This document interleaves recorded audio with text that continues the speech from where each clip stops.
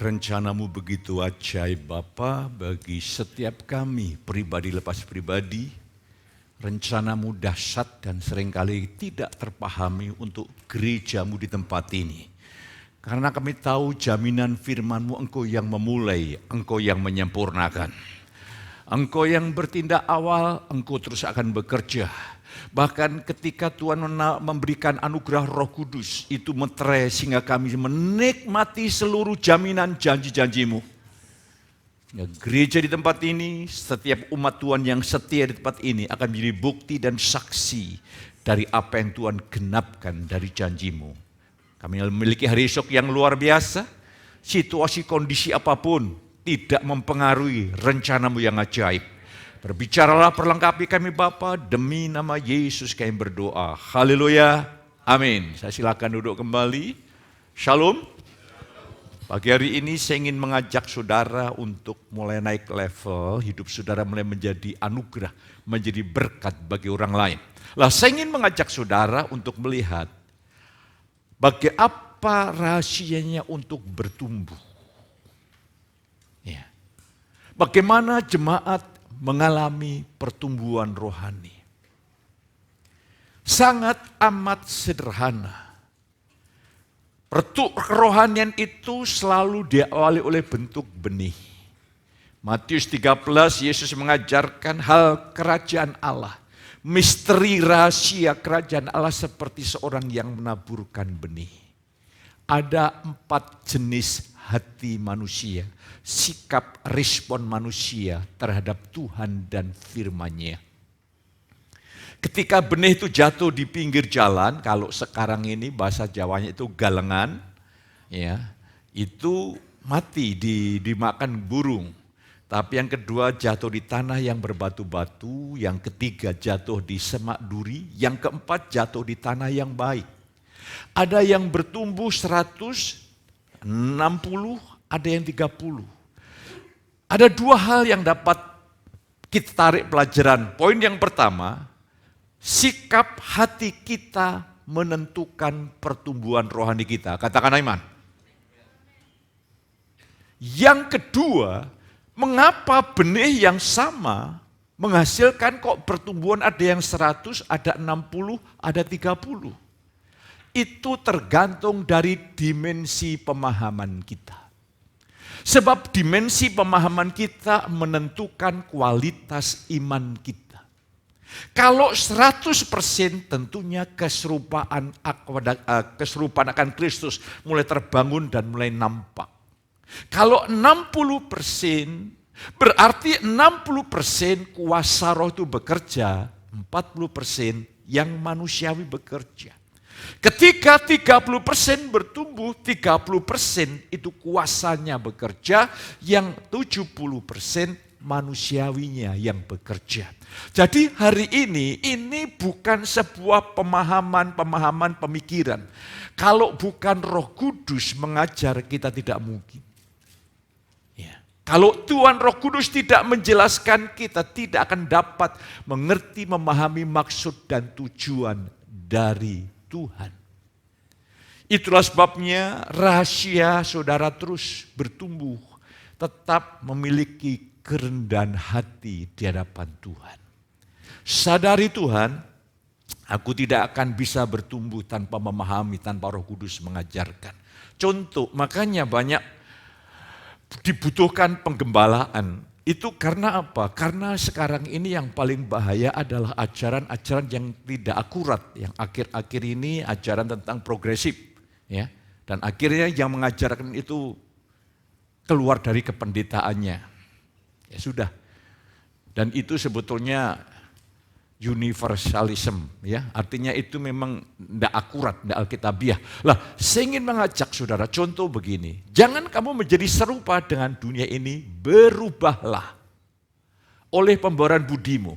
Kalau kita lihat kata-kata berubahlah, seolah-olah kita harus mengubah diri kita. Ini jadi masalah. Ini sistem agama. Kita pikir ya hari ini nanti minggu-minggu depan saya ingin mengubah hidup saya. Tidak mungkin. Kata berubah itu daripada verb imperatif present pasif. Pasif itu artinya kita mengalami pekerjaan dari pihak yang lain. Jadi yang bisa membuat saudara bertumbuh hanyalah pekerjaan Roh Kudus Tuhan. Lah saudara dan saya apakah pasif? Tidak. Saudara tentunya memahami, belajar mendalami firman. Nanti saudaraku ketika saudara memahami, merendahkan hati di hadapan Allah, firman itu dihidupkan oleh Roh Kudus dan kita akan hidup di dalam kuasa firman sehingga kuasa firman itu membakar batin kita sehingga ketika kita menghadapi tantangan, contohnya ketika saudara menghadapi kebutuhan yang besar secara manusia tidak bisa kita cukupi, maka kuasa firman berkata, Allahku akan memenuhi segala kebutuhanmu sesuai dengan kekayaan kasih karunia. Sehingga ketika kebutuhan bertambah-tambah, saudara tidak bergoncang, tapi ada kekuatan, ada kuasa roh. Kuasa firman yang menuntun saudara itu dalam segala aspek. Dan saudara akan bertumbuh. Ya. Jadi di dalam pemberitaan tadi, memang ada yang tidak bertumbuh, ada yang bertumbuh. Bertumbuh pun ada yang 100 kali, 60, 30. Saya bersyukur, saya berdoa setiap jemaat di tempat ini semuanya bertumbuh dalam anugerah Tuhan. Ya. Saya melihat itu semua hanya tergantung dari sikap hati kita masing-masing. Ada, ya ini anak rohani saya, Ray, kemarin bersaksi. Dia memang, saya kalau boleh katakan teknokrat dia. Dia dulu memang lulusnya agak terlambat karena banyak penelitian. Dia ahli juga di bidang robot. Dan dia berkata, aduh Pak Pendeta luar biasa kasih karunia saya alami. Di mana saya dapat beasiswa untuk kursus big data. Saya kursus lagi di badan yang lain bagaimana untuk bisa membuat iklan sehingga bisa menjual iklan. Nanti di luar jam kerja saya ingin itu semua lakukan. Dia bilang ini kasih karunia luar biasa. Yang satu lagi ada jemaat yang berkata, kami 4 bulan ada di Kudus Pak. Kami baru tahu mengalami persekutuan dengan Tuhan. Ada lagi jemaat yang kemarin sore malam datang kepada saya. Karena apa? Kita akan ganti LCD kita dengan LED. Ya. Nanti rencana 5x3. Dan ketika ngobrol-ngobrol dan tanya sana sini, dapat harga yang cukup. Yaitu 127,5.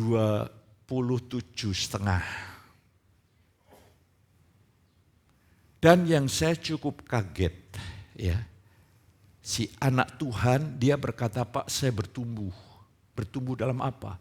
Dalam kapasitas untuk memberi. Bukan bertumbuh penghasilan kita tambah banyak. Loh banyak orang yang penghasilannya tambah banyak tapi kapasitas memberinya tidak bertumbuh. Tuhan akan membuat kapasitas saudara memberi bertumbuh. Untuk Tuhan, bukan untuk siapa-siapa. Dan yang bersangkutan bilang begini, Pak 127,5. Yang 27,5 juta itu bagian saya. Lalu jemaatnya begitu, ya kalau begitu tak ikutlah saya sama istri saya 5 juta lah. Gitu. Lah nanti yang lainnya juga bisa ambil bagian. Tapi ingat, lakukan dengan sukacita. Dan kapasitas memberi itu bertumbuh, berarti pendapatannya bertumbuh. Asik karena saudara yang penting adalah batinia saudara ini rendah hati biar dibenahi Tuhan.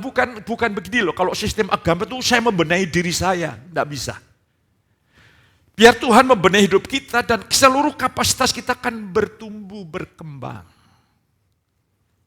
Sehingga saudara diberi kapasitas untuk memberi lebih bagi kemuliaan nama Tuhan. Itu namanya bertumbuh. Saya percaya anugerah Tuhan membuat engkau murah hati bagi Dia. Karena Dia telah bermurah hati begitu limpah dan luar biasa bagi kita. Katakan amin. Jadi mari hari ini hati kita ini perlu dibenahi. Kemarin beberapa minggu yang lalu hati kita bisa dikeraskan oleh dosa. Makanya perlu rendah hati di hadapan Allah. Perlu sungguh-sungguh mohon anugerahnya terus bekerja kuat dalam hati kita. Hari ini berbicara masalah bertumbuh, level saudara naik. Karena Paulus pun menegur kepada jemaat-jemaat yang tidak bertumbuh cukup ditegur dengan tajam. Karena tujuan Allah bertumbuh, saya berikan analogi, pohon tuh kalau tidak bertumbuh, engkrik-engkriken itu bahasa Jermannya, tumbuh tidak, mati tidak, hidup tidak, ya tidak mungkin untuk bisa berbuah bagus. Demikian juga hidup kita, Tuhan ingin kita berbuah lebat. Nah, seperti apa berbuah lebat? Nanti saya ingin jelaskan. Hari ini saudara dan saya menjadi saluran anugerah bagi kemuliaan Bapa dan bagi sesama.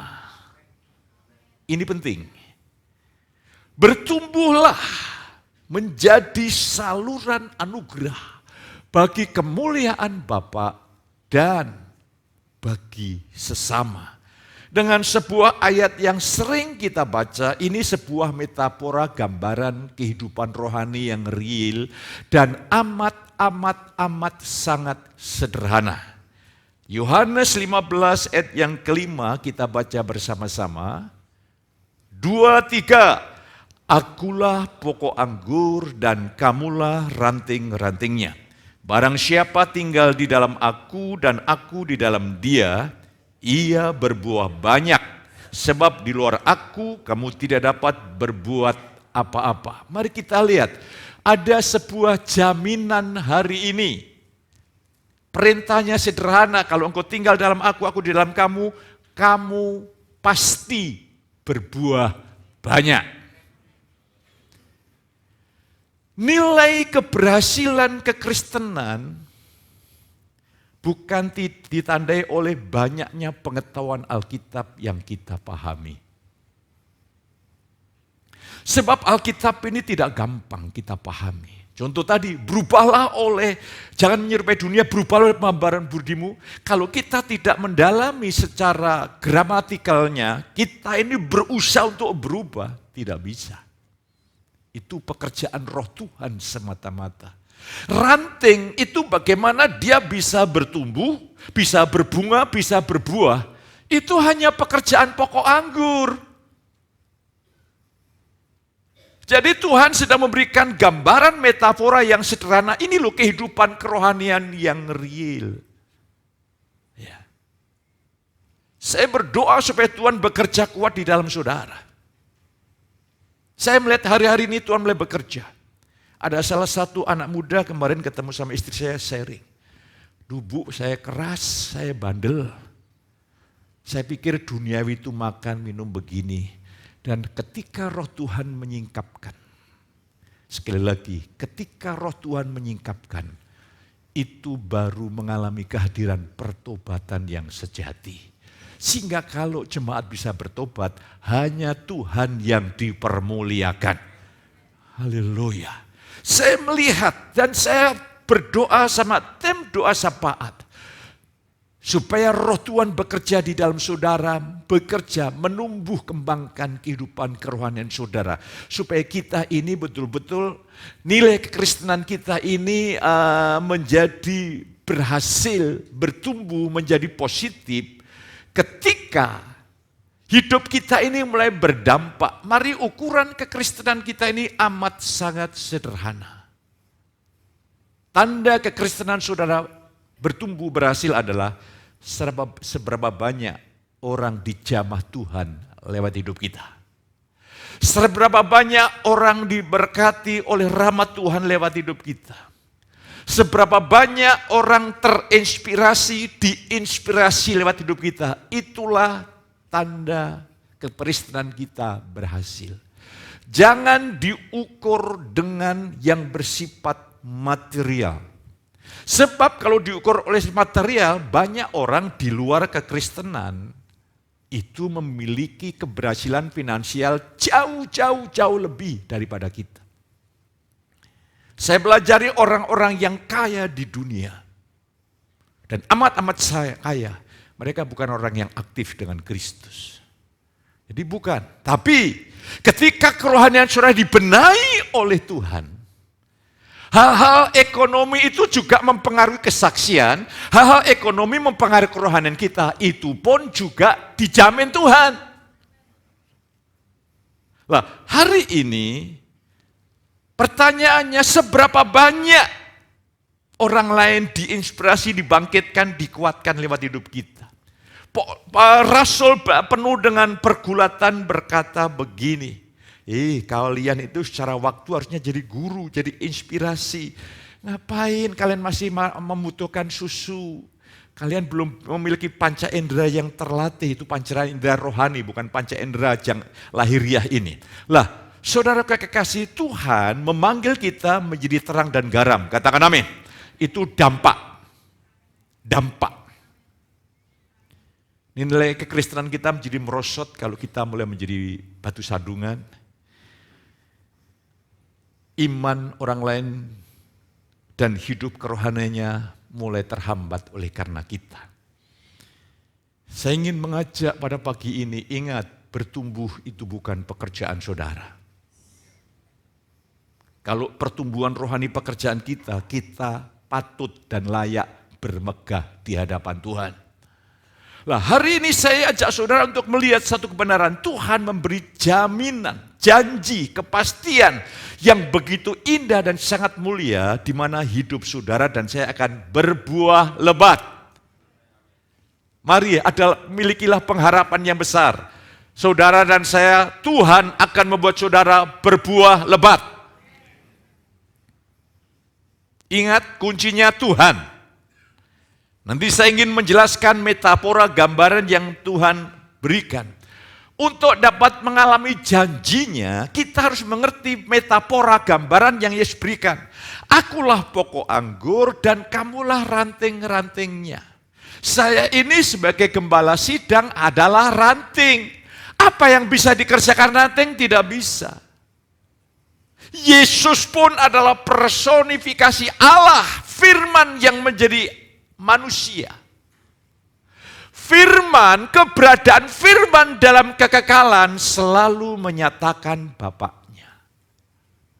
Makanya kehidupan surgawi yang dinyatakan di dunia, kalau saudara belajar, Yesus adalah eksegesa tertinggi tentang manusia yang diciptakan segambar dengan Allah, tapi juga tentang Allah. Kalau umat manusia ingin belajar tentang Allah, belajar dengan Yesus. Kalau umat Kristen ingin belajar hidup sebagai gambar Allah yang ideal seperti apa? Seperti Yesus. Lah, hari ini saya ingin mengajak saudara, Yesus berkata, Yohanes 5 ayat 19, anak tidak dapat berbuat apa-apa dari dirinya sendiri. Padahal ayat yang lain, Yesus mempunyai hidup dari dalam dirinya. Inilah gaya hidup surga dari dulu, dari kekekalan di sana. Firman itu tidak pernah melakukan sesuatu dari dirinya sendiri. Dia melakukan apa yang Bapaknya mau. Dan ketika dia di dunia memberikan teladan, bahwa Yesus berkata, anak tidak dapat berbuat apa-apa dari diri. Seluruh keberadaan Yesus, seluruh mujizat, perkara yang besar yang terjadi dengan Yesus itu adalah pekerjaan roh Bapaknya yang bekerja di dalam lewat Yesus. Dan Yesus menjadi bejana yang menyerahkan total hidupnya, menjadi bejana untuk roh Bapaknya bekerja. Inilah panggilan saudara dan saya. Maka saudara dipakai makin menyerah, makin berserah pada Tuhan.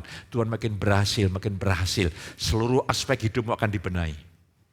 Keberhasilan yang manusia dapat raih dengan kekuatan diri sendiri, itu seringkali bersifat parsial. Di depan berhasil, nanti di sana keduduran, di sana keguguran. Kalau Tuhan ingin saudara berhasil, engkau pun diberi anugerah untuk menikmati hidup. Ini anugerah loh saudara. Banyak orang yang kaya tidak menikmati hidup loh. Betul. Ya, saya kemarin beli soto saja, sederhana lah. Beli soto, ya, soto kerbau. Saya pulang itu mengucap syukur luar biasa. Banyak alasan, saya kalau bersyukur banyak alasan. Bapak aku bersyukur pertama punya uang. Nah kalau tidak punya uang bagaimana saya beli? Yang kedua, terus saya berdialog, kalau saya punya uang, tapi Tuhan tidak berikan saya anugerah untuk menikmati, juga tidak ada artinya. Yang kedua, aku bersyukur dengan anugerah menikmati, rasanya enak. Begitu loh saudaraku. Rasanya kok enak sekali. Bukan enak tapi enak. Itu adalah parabol penekanan bahasa Jawa tingkat tinggi. Aduh, ada kayak gramatikalnya kok terlalu tinggi gitu. Itu pun saya syukuri, saya sementara pulang itu, oh terima kasih. Masih diberikan bisa menikmati yang sederhana ini luar biasa. Lah kalau saudara bisa menikmati seluruh hidup saudara, engkau akan menjadi orang yang puas dan berbahagia dalam hidup ini. Lah mari dalam metafora gambaran itu kita harus menyadari bahwa ranting itu tidak ada sesuatu yang baik. Ya, Paulus katakan begitu. Roma 7 ayat 18. Bahkan yang baik dari daging itu disebut kemanusiaan kita, daging disebut adalah ciri-ciri manusiawi kita, daging adalah keakuan kita. Tidak ada yang baik, udah rusak, tercemar oleh karena dosa. Pertama, mesti saya memberikan alasan. Mengapa kok Paulus berkata, aku bersifat daging terjual di bawah dosa? Iya, pertama karena dosa Adam, daging itu sudah rusak. Yang kedua, karena Tuhan melihat bukan seperti apa yang kita lihat. Kita lihat diri kita ini ya lumayan lah, lebih baik dari yang lain. Tuhan melihat daging kita, manusiawi kita rusak, maka disalibkan. Karena tidak berguna sama sekali. Bahkan daging kita ini menghalang-halangi Tuhan bekerja. Ingat, kasih karunia Tuhan bekerja bagi kita. Katakan amin. Jadi kalau Allah itu berhenti bekerja kalau saudara bekerja bagi Dia. Terbalik. Saudara hanya bisa bekerja kalau saudara menerima karya pekerjaannya yang ajaib. Lah hari ini sadari bahwa diri kita ini tidak ada yang baik. Mungkin saudara berkata, saya tidak percaya Pak. Tanpa Kristus orang bisa saleh, bisa taat. Yes, saya ingin membuktikan dari Alkitab.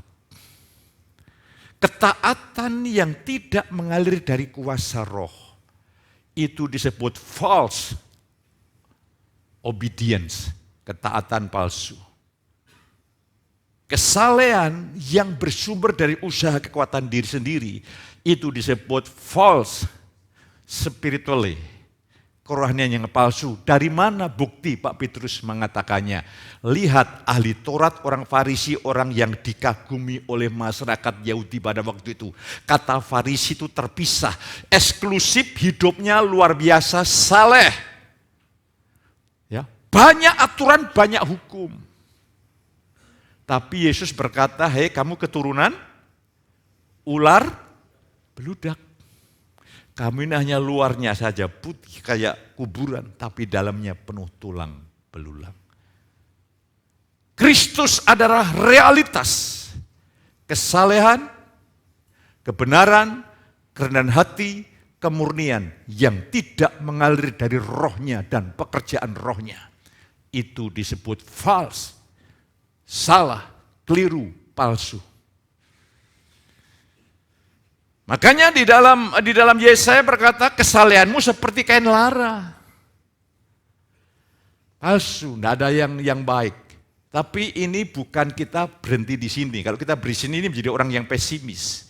Kita harus melihat diri kita ini tidak ada baik, tapi di dalam kita ada raja yang luar biasa.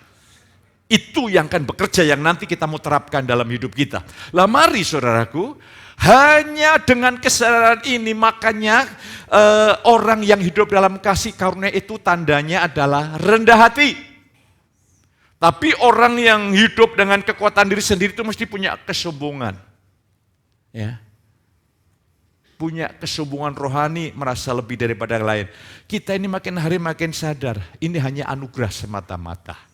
Lah mari saya ingin ajak saudara untuk melihat, begitu kita menyadari keberadaan kemanusiaan kita yang memang sudah tidak baik, makanya Allah salibkan. Tidak berguna, ini penghalang yang besar. Baru Saudara dengan sukacita, sukarela, dengan iman bergantung kepada Tuhan. Tinggallah di dalam aku itu artinya saudara bergantung, beriman, mengandalkan Tuhan dalam segala aspek kehidupan sehari-hari. Saya ingin mengajak hanya dengan bergantung dan melekat seperti ranting melekat pada pokok anggur, saudara baru mengalami janji Tuhan yang sangat luar biasa. Saudara baru bisa berbuah lebat. Jangan mencoba mengatasi kelemahan diri dengan kekuatan diri. Ketika contohnya bagaimana saudara lepas dari dosa, mengatasi kelemahan diri sendiri bagaimana. Saya kasih resep yang sederhana yang alkitabiah. Kalau saudara mengatasi dosa, pertama, jauhi dosa. Seperti Yusuf. Karena dia digoda di tengah-tengah istri Potifar, dia lari. Tapi tidak sampai di situ. Kalau saudara mengatasi dosa, kelemahan, saudara lihat, saya kasih analogi ya, contoh yang sederhana. Kalau saudara tidak mampu, seperti saudara urusan di rumah. Saudara punya lemari yang berat. Saudara harus memindahkan lemari itu dan harus mengangkat dan memindahkan. Tidak kuat. Apa yang kau lakukan? Minta tolong orang lain dong. Lah kalau sekarang, kalau saudara mengatasi kelemahan yang sudah terus berkali-kali kita atasi tidak bisa, minta tolong Tuhan dong. Hanya Tuhan yang bisa melepaskan, katakan amin. Akhirnya apa? Saudara mengalami kebebasan, kemerdekaan ya. Saya bersyukur ini kepada anak tim Heskit, wah luar biasa. Saya dikotbahin istri saya pagi tadi. Ini loh mas, ini ada Heskit itemnya ini luar biasa. Menjelaskan anak-anak untuk hidup menurut roh itu kan sebuah bahasa teologis, tapi praktisnya. Saya lihat itu, aduh, tim ini punya hikmat yang luar biasa. Dari itu saya dapat pelajaran, berarti saya juga murid Heskit. Haleluya. Jadi tidak apa-apa, kita sedang terus berproses belajar. Hari ini jadi saudaraku, saya ingin mulai hari ini kau harus bebas dari keresahan karena ingin bergumul, bertumbuh, ingin bebas dari dosa, ingin hidup ketaatan, ingin hidup dalam kekudusan. Ini saudara bebas dari keresahan, ketakutan, kegelisahan. Pagi hari ini pagi penuh kemerdekaan. Katakan amin. Lah terus saya ingin mengajak saudara, kita dapat menarik kesimpulan kecil di mana orang Kristen yang hidupnya tidak berbuah itu hanya satu alasan, karena mereka selalu bergantung diri sendiri dan mengandalkan diri sendiri, hanya sesederhana itu. Tapi tidak sadar. Mengapa? Karena diri ini merasa baik. Udah rusak, parah, udah tercemar dosa. Itulah sebabnya ketika dosa masih berkuasa, roh Tuhan belum memerdekakan, dosa itu bisa membuat yang baik menjadi merusak. Tapi ketika Roh Kudus menuntun saudara, maka kuasa Allah akan mengubah yang buruk menjadi baik. Dengan menyadari diri yang lemah dan terus dengan iman, maka kita terus dengan iman bergantung padanya setiap saat, kita pasti berbuah. Lah, saya ingin menjelaskan perbedaan perjanjian lama sama perjanjian baru. Perjanjian lama itu adalah kedagingan dan keyakinannya. Jadi kedagingan itu adalah sifat manusiawi, ego, diri manusiawi, keakuan kita. Dan keyakinan kepada diri sendiri itu yang sedang diekspos di dalam perjanjian lama. Jadi perjanjian lama itu Tuhan memerintah dari luar, dalam bentuk huruf di loh batu atau hukum Taurat, manusia diusahakan untuk mentaati. Memang hukum Taurat bisa memotivasi, bisa mendorong, bisa membangkitkan kerinduan, tapi hukum Taurat tidak pernah memberi kuasa sama sekali. Maka isinya cuma gagal kepada kegagalan. Kasih karunia beda. Tuhan masuk dalam hidup saudara. Tuhan bekerja. Aku menaruh rohku dalam batin mereka, Yeskiel 36 ayat 27. Aku, kata Tuhan, membuat mereka hidup dalam segala ketetapanku. Berarti hari ini jangan bergantung diri sendiri. perjanjian lama itu adalah hukum dan pekerjaannya. Itu jauh berbeda dengan pendengaran karena iman. Alkitab bukan pengetahuan. Alkitab adalah sumber iman.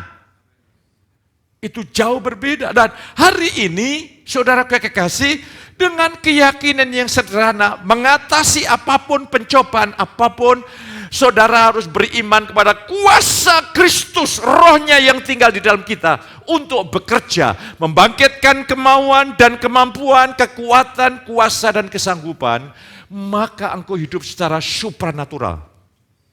Saudara akan hidup secara supranatural ilahi, bukan seperti jemaat di Korintus. Karena mereka berjalan dalam kedagingan, Paulus katakan kamu hidup secara manusiawi. Kita hidup secara supranatural. Karena yang bekerja adalah roh Tuhan. Jadi kasih karunia itu Allah bekerja bagi kita. Hukum Taurat itu menuntut kita untuk kita bekerja bagi Tuhan. Itu prinsip sederhana. Saya akan coba lihat untuk supaya saudara bisa mengerti di dalam kitab Galatia 5 ayat yang ke-18. Galatia 5 ayat 18. Akan tetapi jikalau kamu memberi dirimu dipimpin oleh roh atau hidup menurut roh, maka kamu tidak hidup di bawah. Apa artinya ini yang dimaksud Paulus? Jadi begini loh. Hukum Taurat beserta dengan tuntutannya, sekali lagi, hukum Taurat beserta dengan tuntutannya menuntut kita untuk melakukannya dengan kekuatan usaha diri. Itu prinsip hukum Taurat. Lah kalau kita hidup oleh roh itu apa? Hidup oleh roh, hidup menurut roh, itu sederhananya hidup dengan iman. Jika saudara dikasih karunia itu adalah Allah mengerjakan di dalam kita apa yang tidak sanggup kita lakukan. Makanya kalau berkaitan dengan firman Allah, dengan perintah dan tuntutan Tuhan, Allah hanya berkenan dengan orang yang beriman. Mulai berkata, Tuhan, aku percaya kuasa-Mu akan bekerja mewujudkan di dalam hidupku kesanggupan untuk mentaati. Katakan amin. Engkau dituntut di perusahaan, mungkin target-target yang secara manusia tidak bisa kau lakukan. Tuhan, target ini harus aku lakukan. Aku bergantung kepadamu, hikmat-Mu dan kuasa-Mu. Membuat aku bisa menggenapi tuntutan yang ada. Maka Allah bekerja secara supranatural. Jadi hari ini tandanya adalah saudara setiap hari diliputi oleh damai. Ya, karena orang yang beriman masuk ke tempat perhentian, ketenangan, kedamaian, sejahtera. Oke, kita kembali lagi. Supaya saudara mengalami anugerah yang luar biasa. Ya. Terus, mari kita lihat berbuah lebat. Yang pertama adalah saudara tidak lagi dikuasai dosa. Khotbah saya hari Minggu, Roma 6:14. Kamu tidak hidup di bawah hukum Taurat, tetapi di bawah kasih karunia. Maka jaminannya dosa tidak lagi berkuasa. Dosa ini bahaya, saudara. Dosa ini kemarin saya akan bahkan merubah hal-hal yang baik, yang normal menjadi merusak. Makan itu sehat, karena dosa bekerja menjadi hawa nafsu. Seks itu mulia, bersih, ilahi. Karena ada dosa bekerja, seks menjadi pelampiasan nafsu yang uncontrol. Jadi mari hari ini berbahagialah ketika saudara dibebaskan dari kuasa dosa dan hidup dalam kemerdekaan dan kuasa roh, maka engkau akan melakukan apa yang kau inginkan, karena yang kau inginkan itu roh Tuhan tanam. Hari ini saudara saya tidak lagi dikuasai diri gitu, dosa. Diri kita ini akar kejahatan, saudara kasih. Kita akan lihat ini berkat yang luar biasa. Dosa akan berkuasa dalam hidup orang percaya jika mereka bergantung diri dan mengendalikan diri. Jadi melihat, coba bayangkan kalau di gereja setiap minggu yang diajarkan adalah hukum. hukum, perintah hukum. Bukannya salah, tapi hukum yang tertulis itu mematikan. Hukum yang disampaikan kamu harus melakukan 1 langkah, 2 langkah, 3 langkah, itu tidak salah. Tapi yang menjadi permasalahannya adalah ketika jemaat dirangsang untuk melakukan perintah-perintah Tuhan dengan kekuatan diri sendiri, firman hanya bisa memberikan motivasi, keinginan, kerinduan, tapi tidak memberikan kuasa. Bahkan kuasa dosa adalah hukum Taurat. Akhirnya apa? Kedagingan orang tersebut akan mulai bermanifestasi.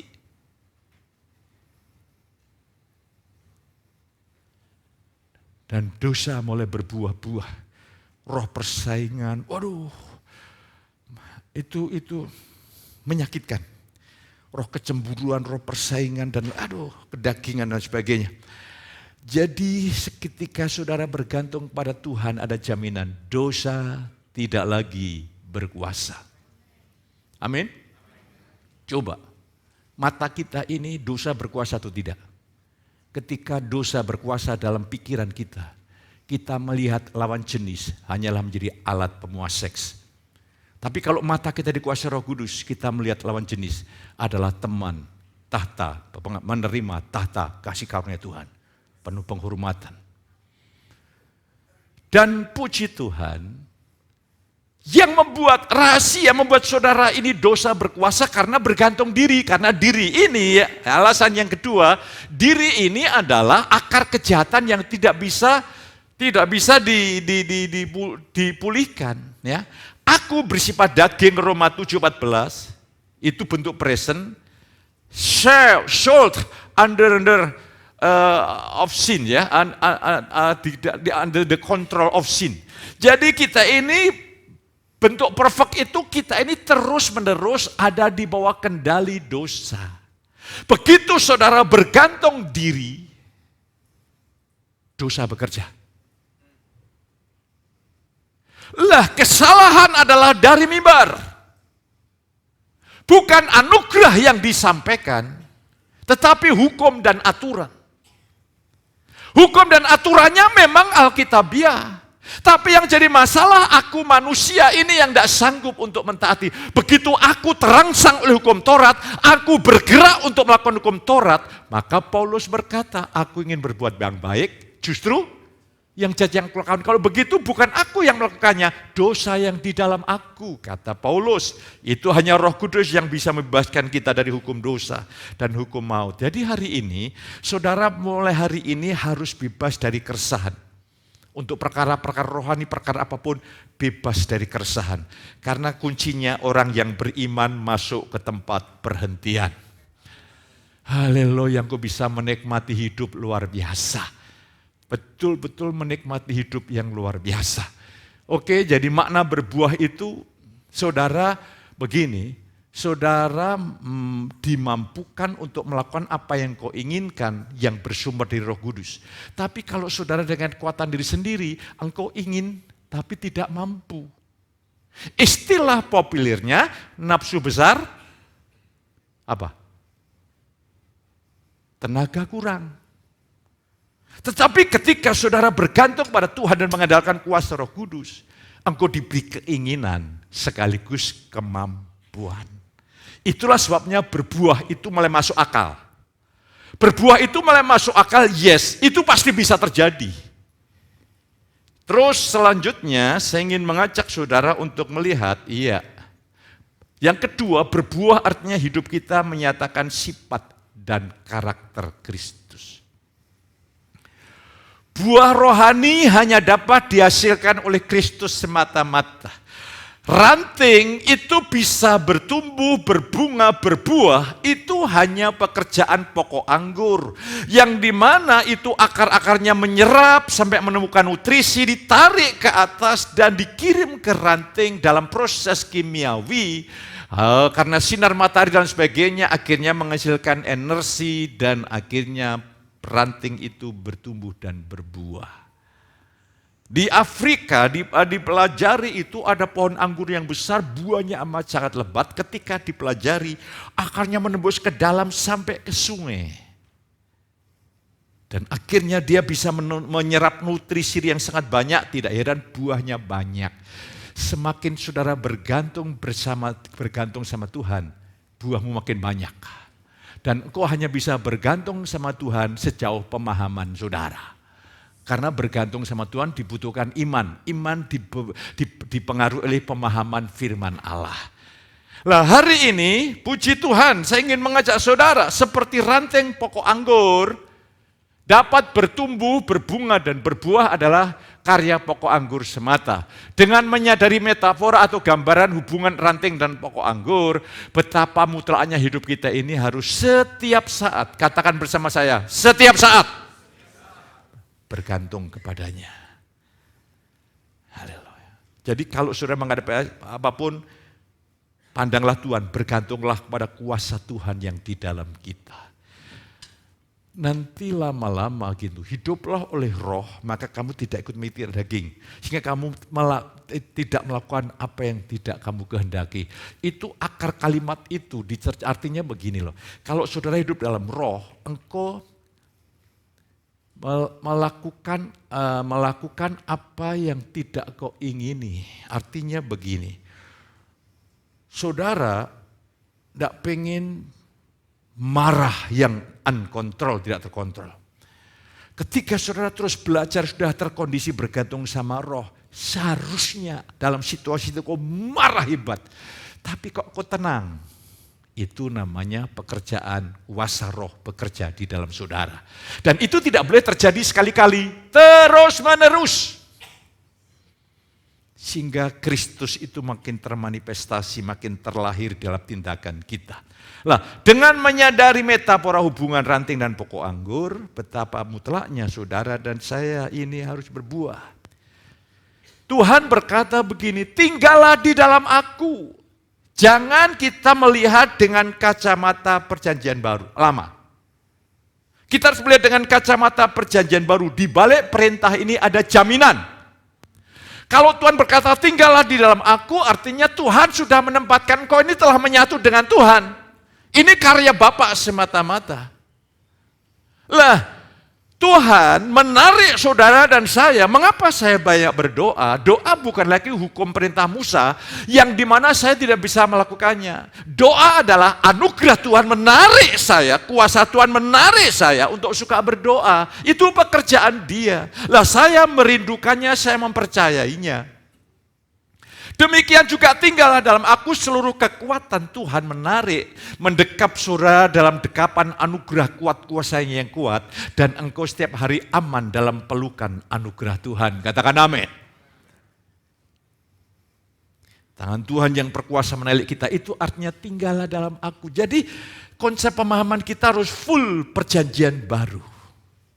Melihat Alkitab perjanjian lama dibalik, saya bisa melihat perjanjian lama dari sudut perjanjian baru, saya melihat perjanjian baru dari sudut perjanjian baru. Banyak orang Kristen melihat perjanjian lama dari sudut perjanjian lama, melihat perjanjian baru dari sudut perjanjian lama, melihat perjanjian baru adalah hukum perintah-perintah. Padahal perintah yang tertulis itu mematikan. Tapi perjanjian baru mengajarkan di balik tuntutan itu Tuhan yang akan menggenapkannya. Hanya sesederhana itu loh saudara kekasih. Terus mari saya ingin ajak saudara sekalian untuk melihat bersama-sama.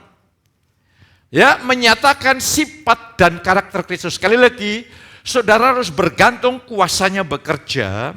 Saudara merenungkan firman, yes, Tuhan ingat, saudara tidak bisa memahami firman di dalam batin. Menjadi keyakinan kalau Roh Kudus tidak bekerja. Maka dibutuhkan kerjasama, kerendahan hati, minta pengajaran Tuhan. Ya, saya ingin ulangi lagi, sebentar lagi kenaikan hari Pentakosta. Ketika Yohanes berkata kepada murid-muridnya, ikuti Yesus. Tapi Yesus di akhir pelayanannya berkata, aku akan mengirimkan penolong yang lain. Iya, itu Roh Kudus akan mengajar kamu tentang segala sesuatu. Lah, kita sekarang bergantung kepada pengajaran Roh Kudus. Kita mengenal Yesus dan Roh Kudus akan akan menuntun kita dalam seluruh kebenaran, kasih karunia, baik dalam perjanjian lama maupun perjanjian baru, membuat itu menjadi iman. Menjadi keyakinan yang kokoh. Contoh, Yesaya 27. Dialah Tuhanlah penjagamu. Itu bukan pengetahuan, Saudara mengusahakan, itu kan keliru. Tapi itu iman, itu buat kau tenang. Yes Tuhan, Engkau penjagaku dan Engkau menjagaku siang dan malam supaya aku tidak terganggu. Dan Engkau setiap saat menyirami dengan air. Ketika itu menjadi iman, hidupmu berubah. Karena Engkau memiliki jaminan ilahi yang luar biasa. Lah, hidup kita mengalirkan kasih-Nya, kemurahan-Nya, kerendahan hatinya, kelemah lembutannya, dan kesabarannya. Saya akan baca Kolose 3 ayat 12. Karena itu, ini tentu menunjuk ayat-ayat sebelumnya, kamu telah mati dan Kristus adalah hidupmu. Ya, karena itu sebagai orang-orang pilihan Allah yang dikuduskan dan dikasihinya, inilah, kenakanlah belas kasihan, kemurahan, kerendahan hati, kelemah lembutan, dan kesabaran. Ini semua adalah Kristus, rohani kita, yang terekspresi lewat tindakan kita. Seringkali rohani kita itu tersabut oleh kedagingan, sehingga kita tidak mengekspresikan kerohanian kita, tapi mengekspresikan kedagingan kita. Maka setiap saat doa Paulus hebat di dalam kepada jemaat di Efesus. Aku berdoa supaya roh Allah menguatkan batinmu. Berdoalah supaya kuasa Allah itu membangkitkan roh saudara, menghidupkan roh saudara, supaya roh saudara, iman saudara itu berkuasa menghadapi kedagingan dosa. Sehingga saudara menjadi menang dan menang dan menang oleh anugerah Tuhan. Terus selanjutnya, 3, dengan memperkatakan kebenaran yang dibungkus oleh kasih Kristus, mereka yang mendengarkan perkataan kita akan beroleh kasih karunia. Efesus 4 ayat 29 berkata begini, janganlah ada perkataan kotor keluar dari mulutmu, tetapi pakailah perkataan yang baik untuk membangun di mana perlu. Supaya apa? Mereka yang mendengarnya beroleh. Jadi saudara bisa menjadi penyalur anugerah. Ketika saudara memperkatakan firman kasih karunia, yang disertai oleh iman dan kasih, maka orang yang mendengarnya akan beroleh kekuatan kuasa roh bekerja di dalam pendengar. Jadi ketika saya berkhotbah, saya sedang melepaskan spiritually, sedang melepaskan hal-hal yang ilahi, kuasa ilahi. Hanya saudara yang terbuka, kok akan mengalami pekerjaan kuasa. Tidak usah bergumul, pulang berubah dengan sendirinya. Inilah dasar keyakinan iman yang Tuhan berikan kepada saya dan kebenaran yang Tuhan wahyukan. Dan tidak semua orang bisa menangkap. Hanya orang yang rendah hati. Karena memang rahasia ini hanya dinyatakan pada orang yang nepios, rendah hati. Roh Tuhan bisa mengajar, kalau enggak bisa. Kalau kita tidak bisa, roh Tuhan tidak menghidupkan firman, maka yang saya bagikan hanyalah berupa pengetahuan. Akhirnya jemaat tergoda untuk mewujudkan dengan usaha diri dalam tindakan. Celaka lagi saudaraku. Akhirnya kasih karunia menjadi batu sandungan, padahal kasih karunia itu adalah kuasa yang paling dahsyat yang bisa mengubah hidup manusia. Hari ini terus saya ingin mengajak saudara untuk melihat mereka yang beroleh kasih karunia lewat perkataan kita. Hidupnya akan diubah dan mereka akan memuliakan Tuhan dan bersyukur kepada Allah dan melayani Tuhan. Saya bersyukur banyak jemaat yang, terima kasih, kesaksian-kesaksian di dalam Misbah, bukan Misbah, dalam care group. Mulai hari ini saya umumkan, care group diberi kesempatan bermultiplikasi. Jadi bagi saudara yang sudah terlibat menjadi anggota care group, bersiaplah dan bisa dimulai cari rekan-rekan yang lain yang siap untuk dijadikan kelompok bertumbuh bersama. Dan jemaat ini terbuka bagi saudara semua mulai hari ini, tidak eksklusif. Ini anugerah untuk semua jemaat, katakan amin. Ini anugerah. Jadi saudara mulai bekerja sama, jemput bola. Saudara yang sudah terlibat, saudara mulai diberi beban untuk memulai sesuatu yang baru, terbukalah. Bagi jemaat, saudara melihat dari beberapa, oh ya saya mau ikut Mas Luki, saya ikut Mas Pani, ya. Saya mau ikut yang lain, saya mau ikut yang lain, saya mau ikut yang lain, saya mau ikut yang lain. Lah silakan, ini dimulai terbuka. Supaya tujuannya adalah gambar Kristus dinyatakan lewat jemaat Tuhan. Mereka yang beroleh kasih karunia lewat perkataan kita hidupnya akan diubah dan mereka akan memuliakan Tuhan dan bersyukur kepada Allah dan melayani Tuhan. Maka genaplah perkataan Yesus yang menyatakan, Bapakku dipermuliakan jikalau kamu berbuah lebat. Dalam inilah Bapakku dipermuliakan, yaitu jika kamu berbuah banyak, dan dengan demikian kamu adalah murid-muridku. Dengan saudaraku mulai mengalirkan kebenaran kasih karunia, orang lain diubah, mereka akan hidupnya melayani Tuhan, bersyukur melayani Tuhan. Bapak dipermuliakan dalam area yang lebih luas. Dimulai dari kita, dimulai pada saat saudara mendengar firman. Hari ini engkau tidak mendengar hukum, tapi hari ini kau mengalami kuasa firman. Kau mengalami kuasa roh. Sehingga kondisi apapun, pegang firman-Nya bahwa engkau pasti bisa berbuah lebat. Saya tidak melihat kelemahan, tantangan, tekanan, kebiasaan buruk sehebat apapun, tidak peduli. Hanya dengan saudara bergantung pada Tuhan hari ini dengan kesegaran yang baru, ada jaminan hidupmu pasti berbuah lebat. Saudaraku, saudara dan saya yang sudah di usia 60 tahun, panggilan untuk kematian lebih dekat daripada yang muda-muda ini.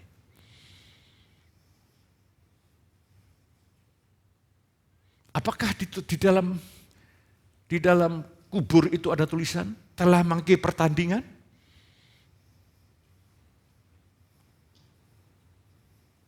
Pertanyaan lain, ketika saudara mati, yang menguburkan saya. Tapi kalau saya mati, engkau melayat. Karena yang menguburkan saya BPD. Tapi di sana apakah orang menangis? Tapi menangis yang dengan haru, terima kasih Tuhan. Gara-gara orang ini Tuhan, hidupku diubah.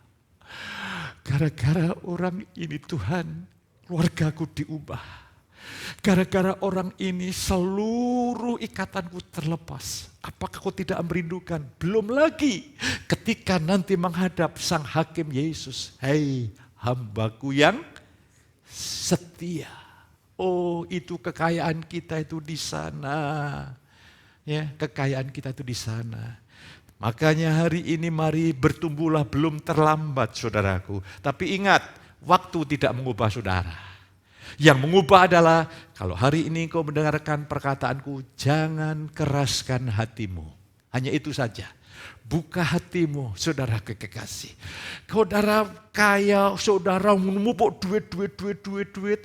Engkau mati, bisa uangmu itu menjadi rebutan anak cucumu. Tapi ketika uang itu kau gunakan untuk pekerjaan Tuhan, uang itu kau gunakan untuk kebaikan orang lain, uang itu juga engkau mulai tabung di surga dengan untuk membeli apa?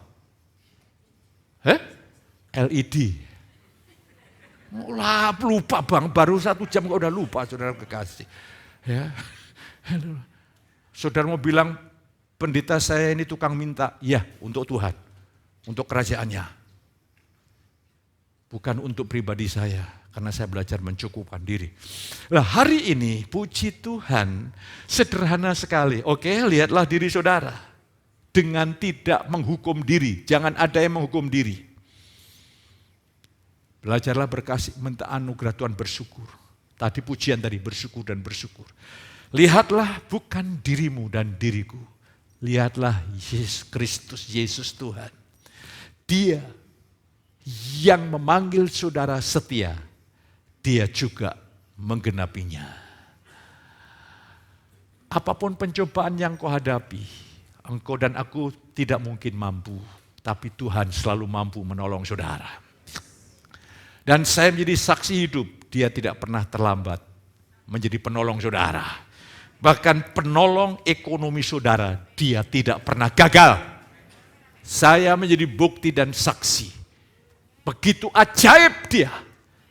Tapi ingat, saya bukan pendeta yang khotbahnya tentang materi, bukan. Itu hanya side blessing ya, berkat sampingan. Tapi berkat yang utama, berkat rohani, kekayaan Kristus dengan segala kekayaan surga itu penuh dan terekspresi lewat hidup kita. Tuhan menolong, Tuhan memberkati saudara, dan saya percaya hari ini saudara pasti diberkati Tuhan. Saudara akan penuh dengan kedamaian, ketenangan, damai saudara bertambah. Amin. Tanda saudara bertumbuh adalah damaimu bertambah. Contohnya, saudara dengar khotbah itu damai sukacita, yes. Begitu pulang ada masalah sehari-hari, damainya hilang. Kau perlu bertumbuh lagi. Kau dapat damai sejahtera di gereja, di tengah-tengah masalah, damaimu tetap kuat. Itu namanya bertumbuh. Ya, sukacitamu tidak hilang dari Tuhan. Kasihmu tidak rusak, itu namanya bertumbuh. Lama-lama engkau terus dengerin khotbah, mengalami pekerjaan roh Allah. Di tengah-tengah tekanan, tantangan, engkau bisa berkata, God bless you. Itu artinya Kristus terekspresi. Dan yang paling akhir, Sadhu Sundar Singh, seorang hamba Tuhan dari India. Sampai karena Tuhan melihara umat Tuhan di sana, matinya tidak ditemukan mayatnya. Khawatir kalau orang-orang Kristen di sana karena ada sebuah konsep, nanti malah dipuja-puja, Tuhan angkat hilang.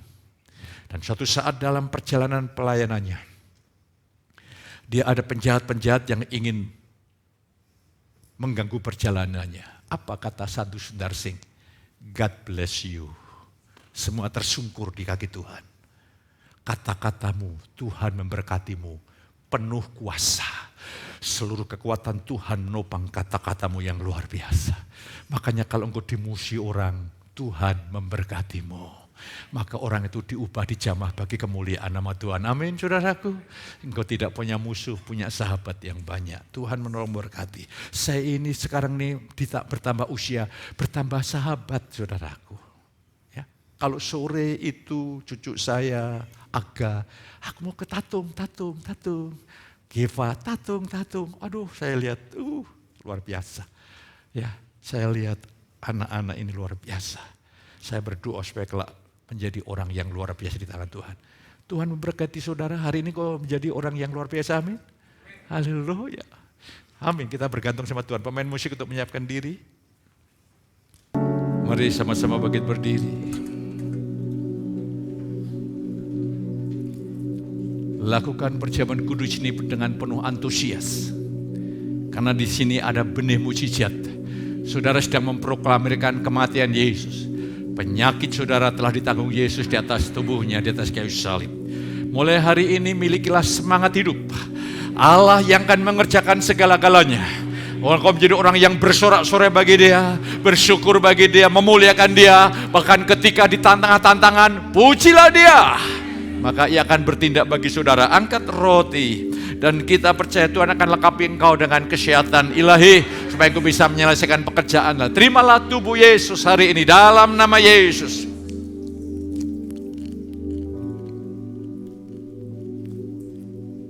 Kita angkat cawan. Yes. Pandanglah Yesus. Dia berkata, bukan berkata, belum selesai. Sudah selesai. Berarti setiap hari itu hanyalah ujian iman. Setiap hari permasalahan yang kau hadapi adalah ujian iman. Engkau harus berkata, sudah selesai. Maka engkau akan dibawa Tuhan naik dan naik dan naik. Mari kita minum bersama-sama dalam nama Yesus. Tuhan kiranya memberkati yang berulang tahun minggu-minggu ini.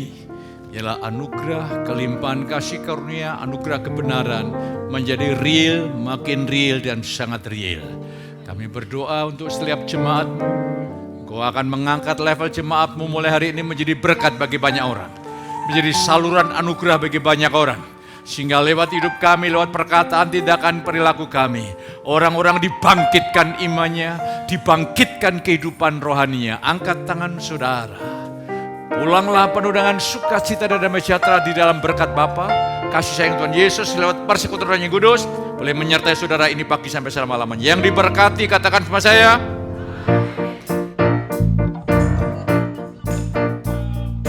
Bila gelombang kehidupan